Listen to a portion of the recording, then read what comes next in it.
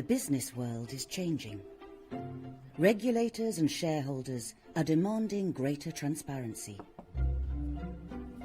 Companies are responding. We intend to play our part to help restore trust with our new audit report. No longer just a binary opinion too opaque to see beyond. It will lift the lid and explain what we saw as the significant issues and what we did about them. And by seeing inside our audit, you get more of the insight you need. It will leave you knowing more about our work and about us.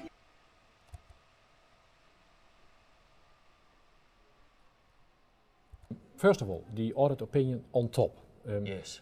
People said, well, it's very important. It's not enough, but it's very important. So you first see the overall conclusion, the auditor opinion.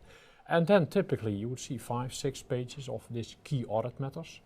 And you also added further clarifications about the responsibilities of management and the auditors, also in the context of going concern, which is an important issue, and in relation to the so-called other information. Auditors also have an obligation to read what is published together with the financial statements in the annual report. So much more transparency about the audit. But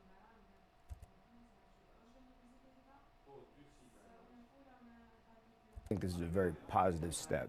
The firm has led the profession in this. It's something that the investor community is looking forward to. We do a lot in our audits and share very little, quite frankly, in the current reporting environment.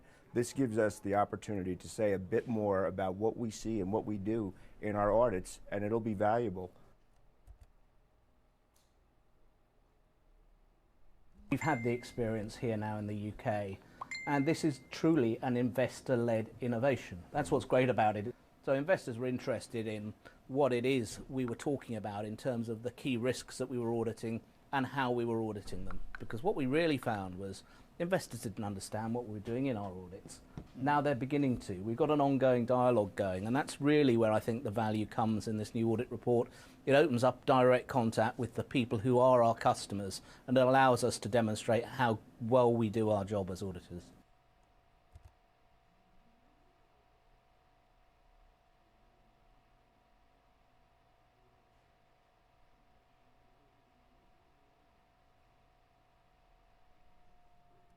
I think the difference here is that the regulators of the world have tried to say, so doesn't audit really matter? Does it make a difference to the capital markets of the world? So what this has done, it allows users of financial statements to get into the head of the auditor. Previously, an auditor would really sign an opinion that essentially was a simple pass or fail.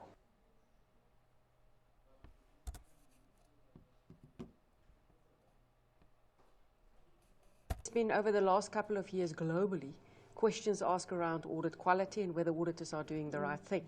So you've now naturally seen this progression where auditors are a bit more open as to what they do, and also where investors then can make the link between what the company does and the auditors do and understand what that overall opinion actually means.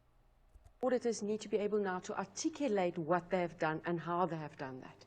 So the journey with the client is, I don't say different, but definitely there's just a whole change in the scope change in terms of how the two parties work together, first of all.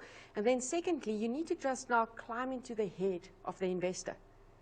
Because the investor is going to look at the set of financial statements with an audit report next to it and say, are the things that the auditor is concerned about the same stuff that I'm concerned about?